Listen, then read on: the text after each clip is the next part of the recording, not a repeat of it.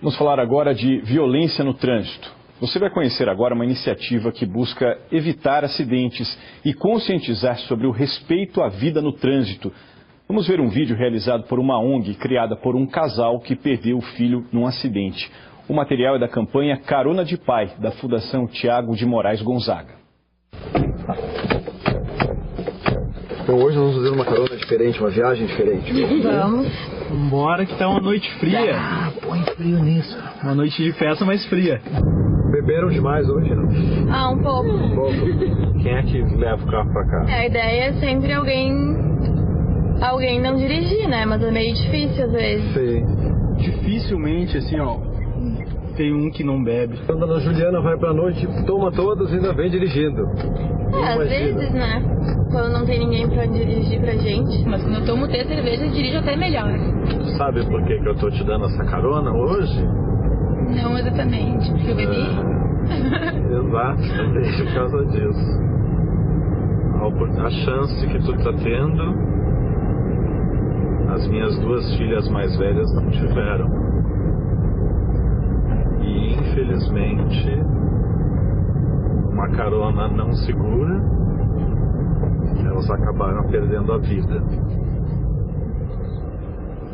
Eu tinha 3 filhas. Hoje a minha filha talvez tivesse a tua idade hoje. Teria 19 anos hoje. E aconteceu esse acidente, né? Aconteceu um acidente, foi grave. Ele e o amigo dele saíram de casa, rodaram um pouquinho, o rapaz se perdeu. Porque eu sempre penso, se de repente o Thiago naquele dia tivesse alguém que levasse ele de carona em casa e não fosse uma carona roubada, ele estaria aí hoje comemorando junto, brincando junto. Então isso me comove bastante dar essa carona para vocês, porque é a chance que o Thiago não teve.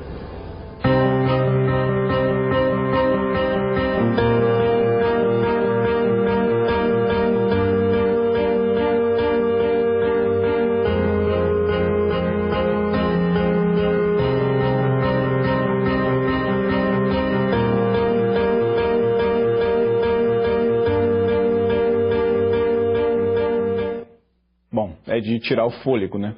A produção é de Porto Alegre, mas a realidade é nacional. Se repete aqui em Curitiba e em todas as outras cidades do Paraná. Para falar sobre o assunto, a gente está com a professora de Psicologia da PUC Paraná, Ana Beatriz Guimarães.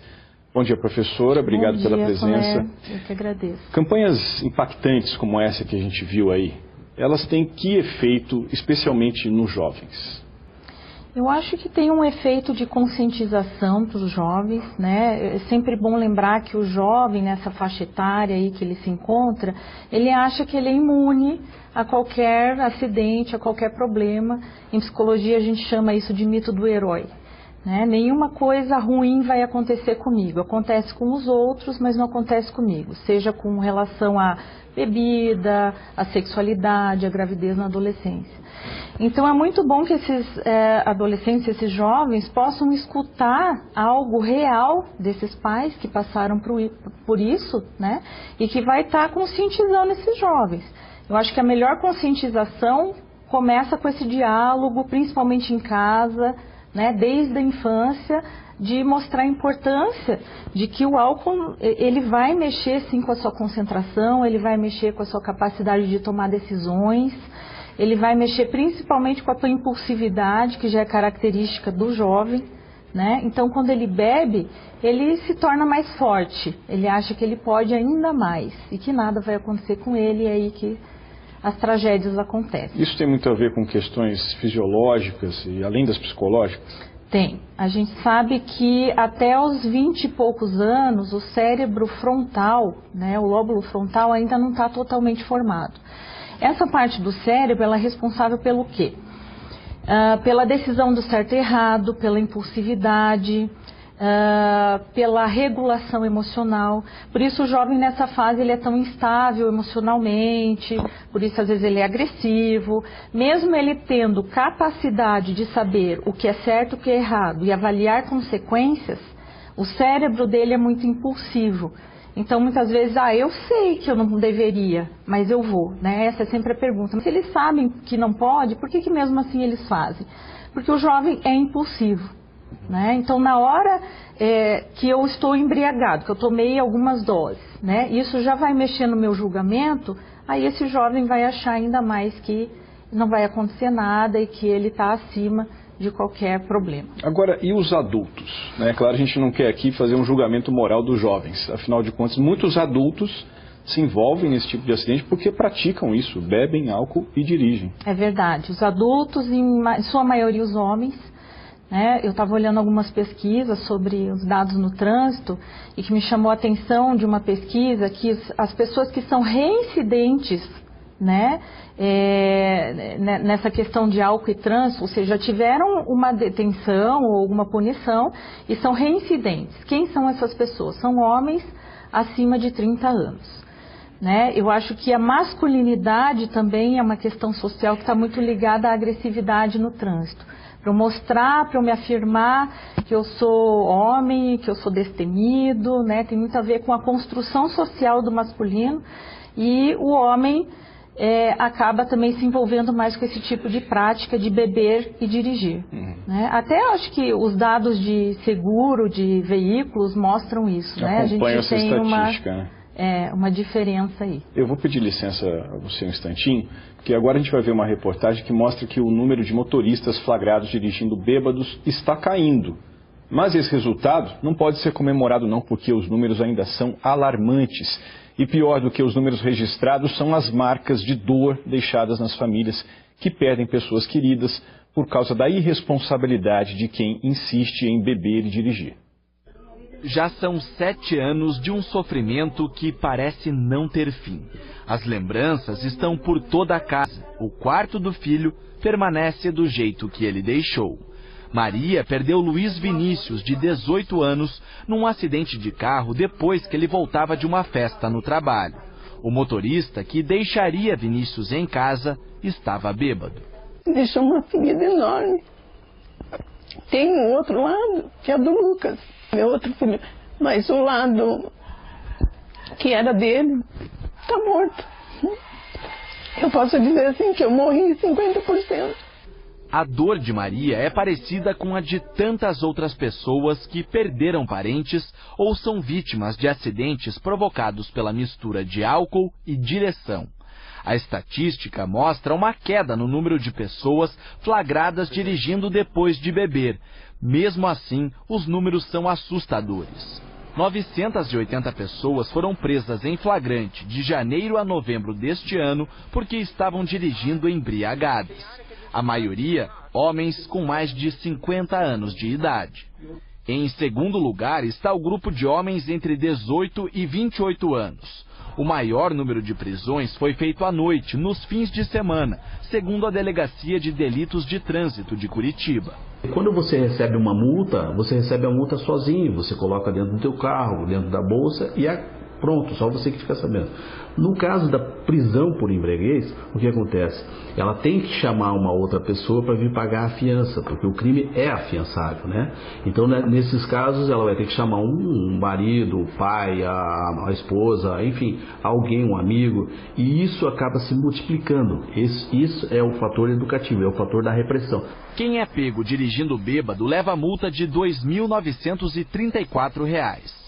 Do início do ano até novembro, 7.000 pessoas foram multadas no estado por esse motivo. Só em Curitiba foram quase 1.800. Já o motorista bêbado que provoca um acidente responde criminalmente pelo que aconteceu. Professora, tinha dito para a gente agora há pouco sobre essa questão dos homens, né, que acabam bebendo e dirigindo com mais frequência do que as mulheres. Mas as moças, especialmente, né, as jovens, as adultas jovens, né, se percebe que há um aumento do consumo do álcool também, né? Sim, isso é verdade.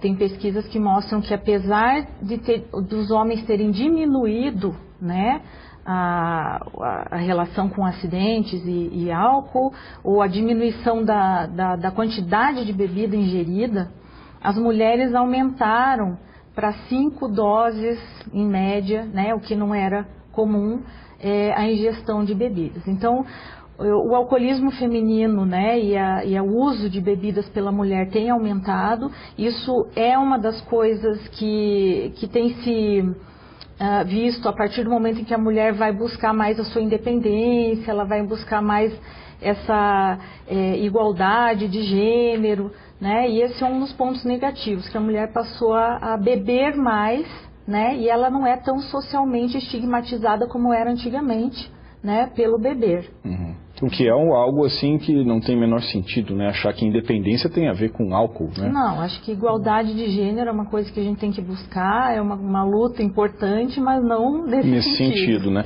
Em relação à legislação, a gente viu ali as multas mais pesadas, né? É possível a gente imaginar que quase todo mundo no Brasil já sabe que beber e dirigir é proibido. Uhum. Por que há ainda, vamos dizer assim, um inconsciente coletivo, quando a lei é para ser aplicada no outro, eu quero que ela seja rigorosa. Agora, quando é para mim, eu acho que a lei é exagerada, né? Por que a gente insiste em agir dessa maneira? O ser humano, ele gosta muito de pensar no outro e pouco em si mesmo, né? Esse é o movimento que a psicologia faz nos consultórios, é pensar em si. Eu acho que, apesar do discurso das pessoas ser, né, politicamente correto, não, eu não vou beber, isso não é certo, eu tenho que pensar nisso, na hora da situação de uma festa ou de um evento em que esteja envolvido álcool, as questões individuais vão se sobrepor às questões sociais. Por exemplo, tem muitas pessoas, é muito comum que as pessoas comecem a beber por inibição. Então, eu bebo e me sinto mais inibido, eu converso melhor com as pessoas, os jovens paqueram melhor, enfim. Então, essa minha necessidade, naquele momento, vai se sobrepor àquela empatia social, né? Ou seja, eu não tenho que pensar só na minha vida, eu tenho que pensar na vida dos outros também, né? Não é só uma questão do meu bem-estar, mas do bem-estar social. Então, o ser humano, ele tende a ter esses pensamentos das necessidades dele, das necessidades individuais em primeiro lugar. Algo que realmente a vida em sociedade nos compele a mudar, né? Ou seja, pelo menos ter equilíbrio nisso, né? Professora, eu quero agradecer muito a presença da senhora aqui e até a próxima oportunidade. Muito obrigada. Você pode rever essa nossa entrevista, a reportagem e também o vídeo da campanha Carona de Pai no G1 Paraná daqui a pouquinho, depois do Bom Dia Paraná.